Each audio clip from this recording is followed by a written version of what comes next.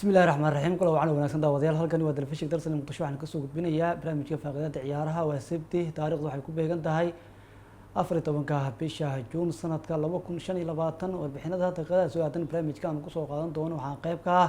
kooxda kubadda cagta Arsenal oo go'aan ka gaartay dalabkii labaad oo iga gudbiso Victor Gyökeres iyo kooxda Manchester United oo wadnaha furta ku haysa isla markaana ka cabsanaysa in laacibka laga qaato barnaamijka ayaan kusoo qaadan doonaa sidoo kale waxaan soo gudbin doonaa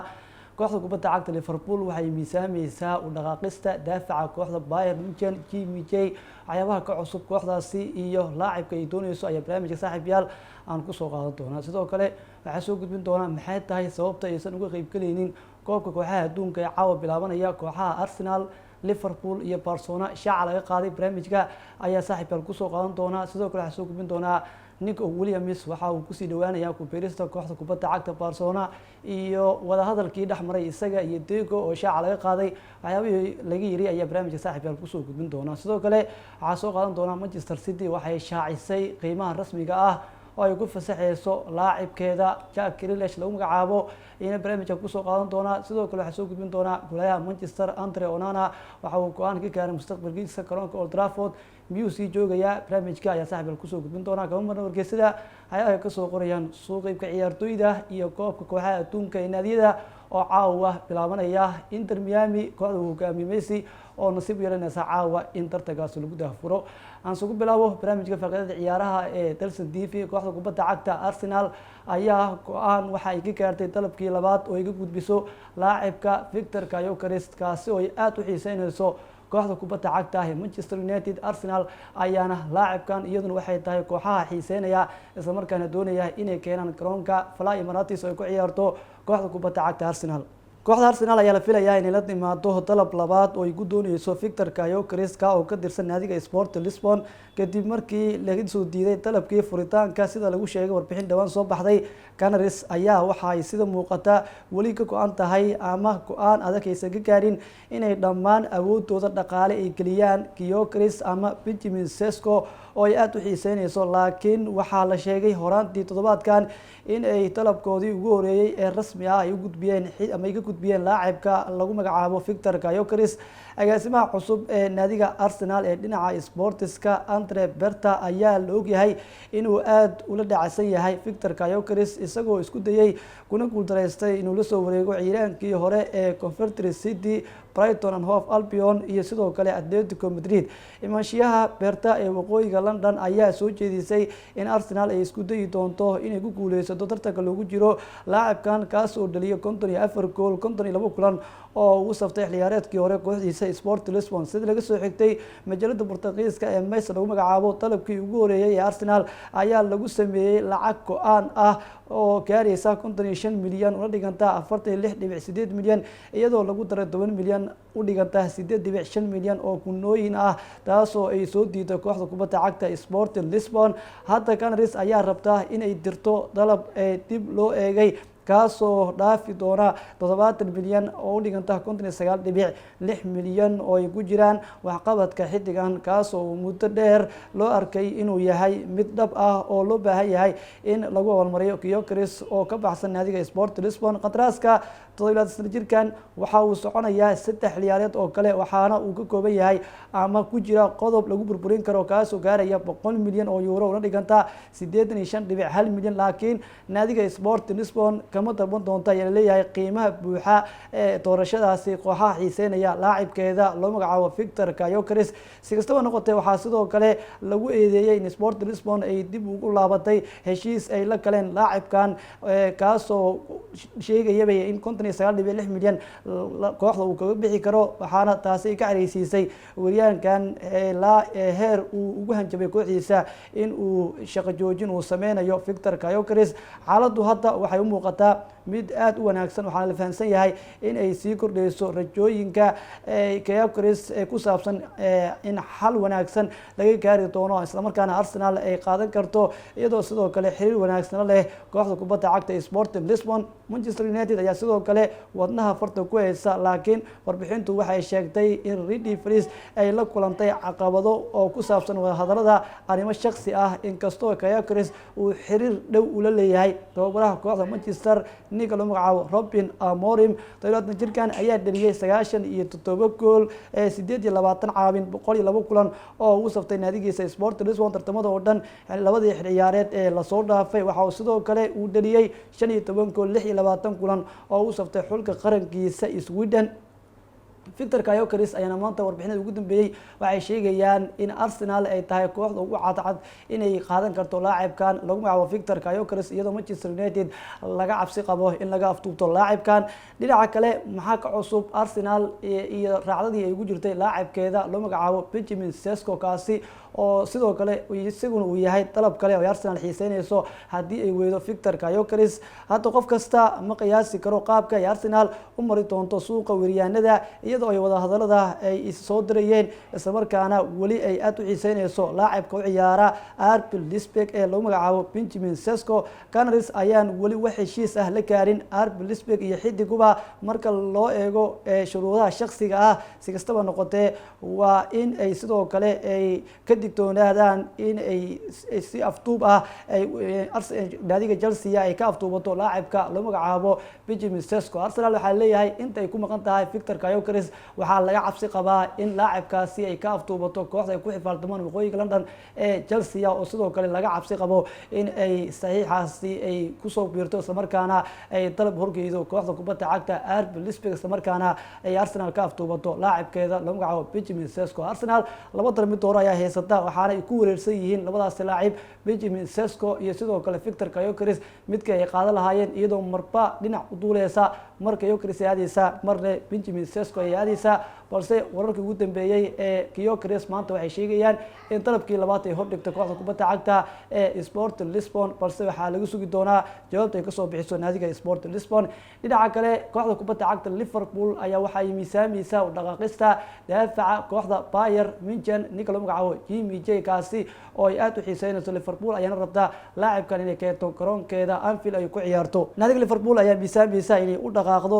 Jimmy J kadib markii ay soo baxday in Bayern Munich ay fasixi karto xidigan daafacan ka soo jeeda Kuuriyada Koonfureed ayaa loo tixgelin jiray mid ka mid ah daafacyada ugu fiican Yurub markii uu u soo dhaqaaqay Allianz Arena 2 sano ka hor markaas oo ay Bayern ay ku soo iibsatay xirmo aad u weyn oo gaaraysa 58 milyan. Si kastaba noqotee u dhaqaaqista Jarmalka ayaan si fiican uga shaqeynin sidii loo qorsheeyay inkastoo uu saftay 79 kulan guud ahaan kooxda reer Jarmal labadaas ciyaareed uu joogay isagoo ugu guuleystay horyaalka Bundesliga ciyaareedkan ma uusan noqon ciyaaryahan kooxda boos joogta ka hela sidoo kalena ma uusan soo bandhigin wixii ay ka filaysay kooxda kubadda cagta Bayern Munchen markii ay kala soo qaadanaysay naadiga Napoli ee ka ciyaartay Serie A Talyaaniga. hadda 2 sano oo kaliya ayaa laga joogaa qadaraaskiisa 5 sano ee Allianz Arena waxaana lagu soo waramayaa in Bayern ay ka fiirsanayso iibka laacibkan. Liverpoolna waxay u taagan tahay inay bilowdo dhaqdhaqaaq macquul ah oo ay ku doonayso laacibkan ka soo jeeda Kuuriyada Koonfureed. taasi waa sida uu qabo khabiirka kubadda cagta ee Jarmalka Christian Falk kaasoo shaaca ka qaaday in kooxaha Premier League Liverpool iyo Manchester United ay xiiseynayaan laacibkan. sidoo kale kooxda ka ciyaarta Sacuudi ee Al Hilal ayaa sidoo kale kamid ah kooxaha xiiseynaya laacibka Jimmy J lagu magacaabo wali go'aan lagama gaarin mustaqbalka laacibka Jimmy J ee garoonka Allianz Arena iyo kooxda kubadda cagta Bayern laakiin waxaa jira xiiso ka imaanaya Sacuudi Carabiya iyo sidoo kale kooxaha Premier League. Liverpool ayaana dhibaatada ama loolanka ugu adag ee laacibkan ay ku doonayso waxay kala kulmaysaa kooxda kubadda cagta Manchester United ayaana laacibkan waxa ay tahay mid iyadu aad u baadi goobeysay muddo fog waxaana ay rabaan inay geeyaan garoonka Old Trafford. xaqiiqdu waxay tahay in FC Bayern Munchen ay qiyaasi karto laacibka inay iska iibiso. si kastaba noqotee wali ma jiro wax dalab rasmi ah oo soo gaaray kooxda Bayern ka uu ku aadan laacibkeeda daafaca ka ciyaara ee Jimmy J lagu magacaabo iyadoo wali wararka xanta ah ee la isla dhaxmarayo ku saabsan bixitaanka laacibkeeda aysan wali koox rasmi ah ama koox aysan dalab rasmi ka soo gudbin balse Liverpool ayaa waxa leeyahay waxay tahay kooxda iyada ugu cadcad ay doonaysa laacibka lagu magacaabo Jimmy J kaasi oo ay rabto inay keento garoonkeeda Anfield. Liverpool waxay walaac xoogan ay ka qabtaa in 3 ciyaartoy oo daafaceeda dhexe ah ay xagaagan ka bixi karaan waxaana ciyaartoydaasi kamid ah Gerald Quensa, Joe Gomez iyo Ibrahim Konaté. Gerald Quensa waxa xiiso weyn u qabtaa kooxda Bayer Leverkusen iyadoo lagu soo waramayo in labada kooxoodba ay 3 mar ay ka heshiiyeen laacibkan sidii uu ku aadi lahaa naadiga Bayer Leverkusen sidoo kale Joe Gomez waxaa isaguna loo tixgelinayaa inuu bartilmaameed u yahay ilaa iyo 8 kooxood oo Yurub ka ciyaara waxaana laacibkan uu ka fikirayaa inuu ka tago kooxda Liverpool maadaama uu boos joogta uu ka waayay falsafada tababare Arne Slot ee kooxda kubadda cagta Liverpool sidoo kale Ibrahim Konate waa ciyaartoy kale oo Liverpool ka tagi kara xiliyaareedkan kooxda ayaana weli heshiis cusub la soo meel dhigin Ibrahim Konate inkastoo wadahadalo ay u socdeen dhowrkii bilood ee la soo dhaafay laacibka loo magacaabo Ibrahim Konate xidig reer Faransa ayaana doonaya inuu heshiis cusub u saxiixo kooxda Anfield ku ciyaarta laakiin iyadoo ay jiraan dalabyada mushaar kordhinta weyn weli heshiis lagama gaarin oo Ibrahim Konate wada hadalkooda Liverpool iyo isaguba weli ma aysan miro dhalin oo wax heshiisa laacibkani weli Liverpool ma aysan ka saxiixanin cabsida ay ka qabto marka saddexdaas ciyaartooy daafac dhaca in Liverpool ay ka tagaan waxay ku kalifaysaa in ay la soo wareegaan daafac dhexe waxaana ay haatan qarka u saaran yihiin baba ay xiiseynayaan inay ka soo qaataan naadiga Bayer ninka lagu magacaabo Jimmy J kaasi oo daafac dhexe kaga ciyaara kooxda kubadda cagta Bayern Munich ka ku fashilmay inuu wax fiican uu ku soo bandhigo garoonka Allianz Arena tan iyo markii uu ku soo biiray kooxda kubadda cagta ee Bayer oo kaga soo biiray dhinaca naadiga Napoli ee ka ciyaarta Serie A Talyaaniga dhinaca kalena waxaa shaaca laga qaaday sababta aysan uga qayb geli doonin koobka kooxaha adduunka ee caawa furmaya kooxaha Arsenal Liverpool iyo sidoo kale kooxda kubadda cagta Barcelona oo iyagu ka mid ah kooxaha waaweyn ee aan sanadkan si u yeelan tartankan cusub ee caawa furmaya koobka kooxaha adduunka ee naadiyada ayaa sanadkan wuxuu ka dhici doonaa gudaha Mareykanka waxaana tartankan uu yahay mid la balaariyay iyadoo ay ka qayb gali doonaan ilaa 32 kooxood iyadoo oo ay ciyaari doonaan 63 kulan hal bil gudihiis ayaan tartanka lagu soo gabagabeynayaa laakiin qaar ka mid ah kooxaha waaweyn sida Arsenal Liverpool iyo Barcelona kama qayb gali doonaan tartanka caawa bilaabanaya sababta ayaan waxay tahay xaqiiqda kooxaha ama xadidaadda kooxaha ka socda hal wadan ayaana waxay iyadu tahay mid dhibaato ku noqotay Arsenal Liverpool iyo sidoo kale Barcelona waxaa loo gol yahay galiya laba koox oo ka socda dal kasta sidaas daraadeed Manchester City iyo Chelsea ayaa ku medelaya Ingiriiska maadaama ay ku guuleysteen Champions League sanadihii ugu dambeeyay ee 2021 iyo 2023 shuruudaha u qalmida koobkan kooxaha qayb galaya sidoo kale waa mid kale oo iyaduna meesha ku jirta shuruudaha ugu waaweyn ee lagu talagalay tartankaana waa guul Champions League ah oo ay kooxuhu ay gaaraan kooxaha u qalma waxaa loo doortay iyadoo la eegayo natiijooyinka afartii sano ee la soo dhaafay ay ka soo qayb qaateen tartanka xiisaha badan ay UEFA Champions League ay sidoo kale heerarkii ay ka soo gaareen Chelsea 2022 waa ay ku guuleysatay Manchester City-na 2023 ay ku guuleysatay sidaas ayayna nasiib ugu yeesheen markii loo eego afartii sano ee ugu dambeeyay oo lagu qiimeynayo kooxaha sanadkan ka qayb galaya tartanka cusub ee koobka kooxaha adduunka sidaas ayayna nasiib ugu yeesheen kooxaha Manchester City iyo Chelsea inay Ingiriiska ay ku medelaan sanadka ugu horeeya ee tartanka koobka kooxaha adduunka Real Madrid ayaa sidoo kale iyaduna waxay tahay koox u qalantay marka loo eego in labadii sano ee 2022 iyo 2024 ay tartanka ku soo guuleysteen kooxaha kale ee Yurub ayaa iyaguna waxay yihiin ama la sheegay wasaabihii ay ugu soo qalmeen in tartankan ay ka soo qayb qaataan kooxaha Yurub ayaa iyaguna waxaa loo soo xushay iyadoo lagu saleynayo dhibcaha UEFA ee rinkiska waxaana kooxahaasi ka mid ah Bayer Borussia Dortmund Inter FC Porto Atletico de Madrid Juventus Benfica Red Bull Salzburg iyo sidoo kale PSG oo sanadkii ugu dambeeyay iyadu ku guuleysatay tartanka xiisaha badan UEFA Champions League PSG ayaana sanadkan iyadu waxay tahay koox iyadu nasiib u yeelatay maadaama markii la bilaabay tartankan ay noqotay kooxdii iyadu ku soo qaatay maxaa dhici lahaa hadii Chelsea iyo Manchester City aysan ku guuleysan tartankan hadii Chelsea ama Man City aysan ku guuleysan UEFA Champions League Liverpool ayaa waxay noqon lahayd koox iyadu chance u hesha marka loo eego inay ka qayb gasho koobka kooxaha adduunka ee caawa furmaya sababta ay Liverpool u heli lahayd ayaana waxay tahay in 2022 ay ahayd kooxdii laga qaaday tartanka xiisaha badan ee UEFA Champions League Barcelona Arsenal iyo Liverpool waxa ay maqnaadeen ama ay ka maqnaadeen tartankan sababtoo ah ma aysan ku guuleysan tartanka xiisaha badan ee UEFA Champions League sanadihii la dhixgeliyay afarta sano markii laga soo bilaabo taas ayaana sabab u ah in gabi ahaanba labadan kooxood aysan saddexdan kooxood aysan sanadkan nasiib u yeelan kooxaha qayb galaya koobka kooxaha adduunka ee caawa ka furmaya gudaha wadanka Mareykanka iyadoo koobkan caawa lagu furi doono kooxaha kale ah Inter Miami iyo sidoo kale kooxda Al Ahly oo iyadu ka ciyaarta dhanka iyo Masar ayaana nasiib u yeeshay in caawa lagu daafuro tartanka cusub ee koobka kooxaha adduunka oo markii ugu horeysay ee tartan rasmi ah laga dhigay iyadoo 32 kooxoodna ay ka qayb galayaan sababahaas ayaana waxay tahay in Arsenal, Liverpool iyo sidoo kale kooxda Barcelona aysan sanadkan nasiib ugu yeelan inay ka soo qayb galaan tartanka koobka kooxaha adduunka. Liverpool ayaa saroon ayaa leeyahay oo hadii Chelsea iyo Man City midkood la weyn lahaa ama ay isugu guuleysan laheen Champions League ugu dambeeyay sida 2021 oo Chelsea ay qaatay iyo 2023 oo Man City ay qaatay hadii labadooda mid laga qaadi lahaa naadiga Liverpool ayaa leeyahay iyada ayaa nasiib u yeelan lahayd waxaana ay ku soo gal lahayd in 2022 ay noqotay kooxdii laga qaaday koobka kooxaha adduunka. 4 sano ugu dambeeyay Champions League ayaa lagu qiimeeyaa kooxaha ka qayb galaya koobka kooxaha adduunka ee sanadkan ama caawa si rasmi ah kaga furmaya gudaha wadanka Mareykanka.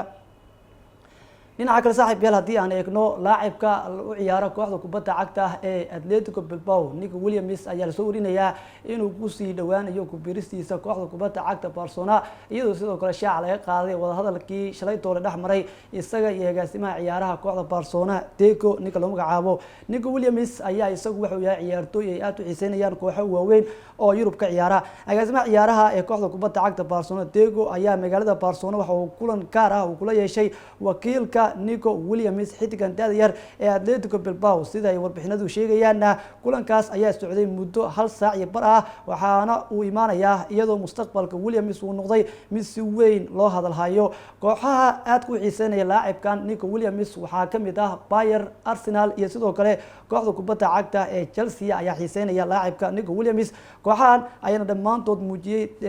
daneen xoogan oo ku aadan laacibka reer Spain halka Atletico Bilbao ay doonayso inay sii haysato waxayna horay ugu soo bandhigtay heshiis cusub oo mushaar kordhin degdeg ah laacibka loogu sameynayo si ay uga hortagto talabyada kaga imaanaya kooxaha Yurub ee laacibka xiiseynaya. xaaladda heshiiska Williams waxa uu haatan kula jiraa qandaraas soconaya ilaa 2027 kooxdiisa Atletico Bilbao waxay diyaar u tahay inay qandaraaskiisa ay horumar ay ka gaarto isla markaana laacibkan ay garoonka ay ku sii hayso. xaaladda Barcelona ayaa horay u doonaysay saxiixa Williams balse waxa ay uga kaafsatay sabab la xiriira qiimaha sare oo qiimihiisa ama qandaraaskiisa lagu burburin karo isla markaana Atletico Bilbao ay dalbanayso. si kastaba noqotee Luis Diaz oo Liverpool ka tirsan ayaa weli bartilmaameed koowaad u ah nadiga Barcelona inkastoo aan la dhaleysan karin in Williams uu mar kale ku soo laabto heshiiska ama xiisaha Barcelona ay u qabto. imaatinka Nico Williams ee kooxda kubadda cagta Barcelona waxaa gadaal ka riixaya Lamine Yamal kaasi oo ciyaara kooxda kubadda cagta Barcelona. Lamine Yamal ayaana waxa uu xiiseynayaa in Nico Williams loo keeno kooxda Barcelona maadaama Spain wada ciyaaraan karbaha isla markaana mar kale uu rajeynayo in ay ku midoobaan kooxda kubadda cagta Barcelona. dhan kale kooxda kubadda cagta Manchester City waxay shaaca ka qaatay qiimaha rasmiga ah oo ay ku fasaxayso laacibkeeda Jack Grealish kaasi oo ay kooxo badan xiiseynayaan. Manchester City ayaa waxay Jack Grealish ka reebtay ciyaartooyda ku metelaya koobka kooxaha adduunka ee caawa bilaabanaya waxaana ay sheegtay Man City 50 milyan inay ku fasaxayso laacibkeeda Jack Grealish balse caqabada jirta ayaa waxay tahay waqti xaadirkan ma jirto